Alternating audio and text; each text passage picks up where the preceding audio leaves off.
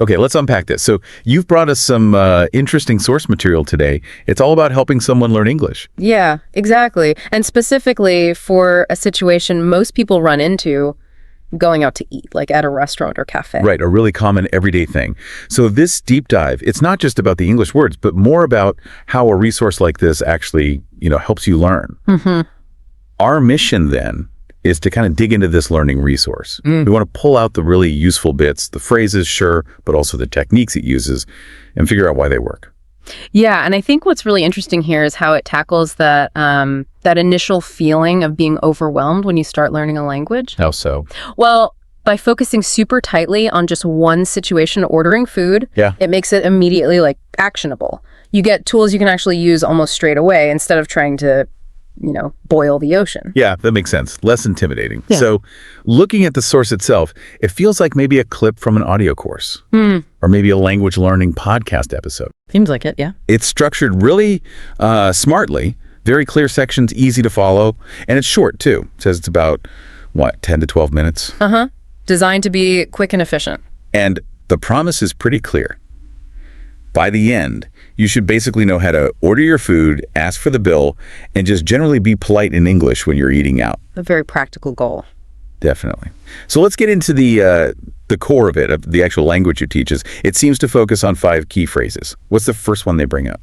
Okay, so they kick things off with, "Can I see the menu, please?" The starting point. Exactly. And it's brilliant, really, because it's so low stakes. You're not ordering yet. You're just asking for information. Right. It's polite, it's functional, and it gives you that immediate little win. Like, okay, I just used English successfully. Builds a tiny bit of confidence right there. Nice. It's like the entry ticket phrase. Okay, so you've got the menu in hand. What's the absolute must-know phrase for, actually getting the food? Right, the main event. That's and then you just add whatever food or drink item you want. I'll have the pasta. I'll have the coffee. Exactly. It sounds almost too simple, doesn't it? Just 3 words plus the item. Yeah. But it's so effective. Universally understood in English-speaking places, cuts right through any potential confusion. Simple is good here. But they add another layer too, don't they? What if you need to, tweak your order? Ah, yes. This is important for real life. They include, "Can I get this without onions?" Or, you could substitute any ingredient there. Yeah, mushrooms with extra cheese, whatever. Precisely. And that's key because, let's face it, orders often do need changes, allergies, preferences. Totally. So including that phrase adds that touch of realism. It shows you how to adapt the basic structure. Good point. It moves beyond just robotic repetition. Yeah. What else do they cover besides just the ordering mechanics? Well, this was a nice touch, I thought. They include, "Everything was delicious." Oh, okay, for afterwards. Yeah, exactly. A phrase for giving a compliment after you've eaten. It's not strictly necessary for the transaction, but it introduces that social element. Politeness, connection. Right.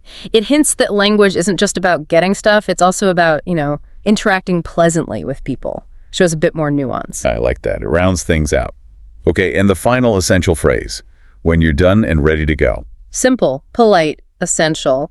"Can I have the bill, please?" Can't leave without that one. Nope.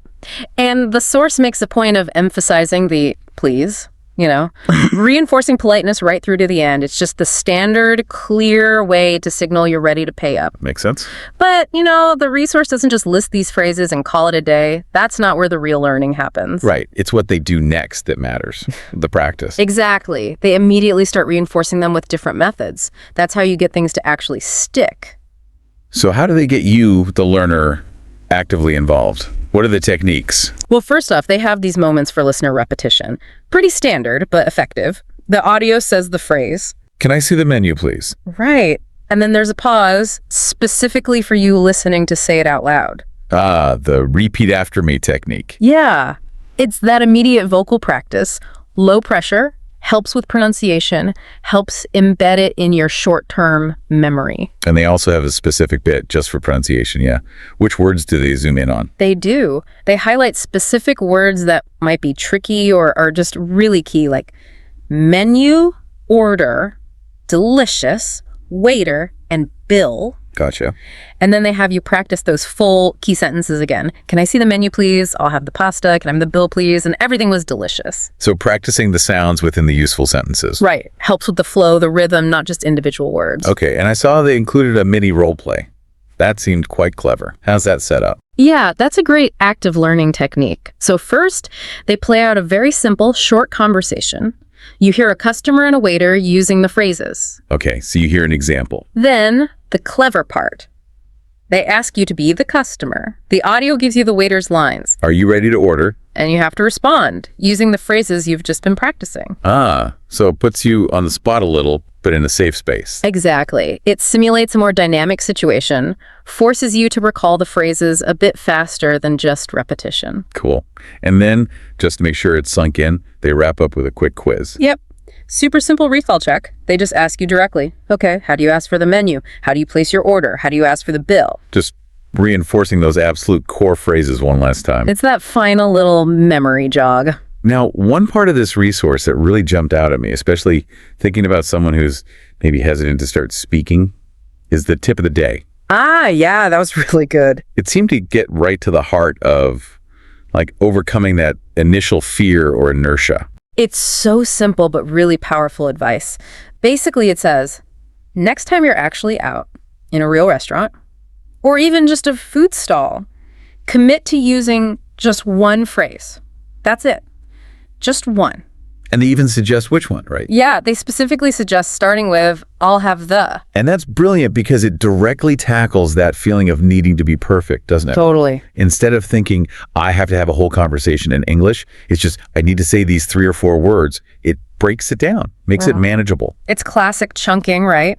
Taking a big, scary task, learn restaurant English, and breaking it into the smallest possible first step. It lowers the pressure immensely. Yeah, it makes the goal feel achievable, not like this huge mountain to climb. Yeah. It shifts the focus from like instant fluency to just making progress. Any progress. Exactly. It's all about getting started, building a tiny bit of momentum, not waiting until you feel perfectly ready. Because honestly, when does a beginner ever feel truly ready? Never. Probably. So, if we kind of zoom out and connect the dots here, looking at how this one little resource is built reveals a really effective pattern for learning almost anything practical, wouldn't you say? Definitely, like a blueprint. You find a specific situation, you pull out the absolute key building blocks, the essential phrases here, then you practice them in different ways. Repetition, pronunciation, role play, quiz. Hitting it from different angles helps it stick. Mm-hmm. And then, crucially, you give the learner a really low barrier way to try it in the real world. That just one phrase tip. That's the real takeaway, isn't it? Beyond the restaurant phrases themselves, this whole structure. Break it down, practice actively in varied ways, and then that tiny first step that applies everywhere. Learning software, picking up a musical instrument, starting a new workout. Anything that feels complicated at first, it's about strategic simplification. Yeah. Making the first step doable. Yeah. And, just as a side note on understanding the source material fully, it also had those little prompts in there, like this, subscribe, share, right? Oh yeah, I noticed that. The standard creator calls to action. Right. And it's worth remembering that even these simple learning tools often exist in that bigger online ecosystem.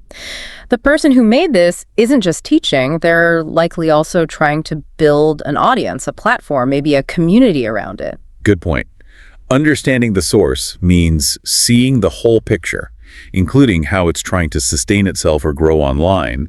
That's part of the context of modern learning resources. Exactly. So, yeah, this deep dive into what seemed like a simple language lesson actually shows us a lot about effective learning in general. It's not just about ordering coffee.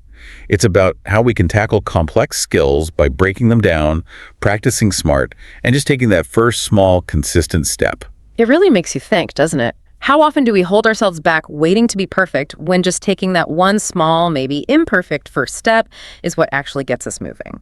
That might be the most valuable lesson here, actually. Not the English phrases, but the power hidden in just starting small, even if you feel like a beginner, especially if you feel like a beginner. Finding that one little thing you can do right now that can unlock the whole process. Something to think about. Yeah. How could you apply that idea, mastering just one phrase or one small step, to something big you want to learn or achieve right now? Worth considering. Definitely. Okay. Great stuff. We'll catch you on the next deep dive.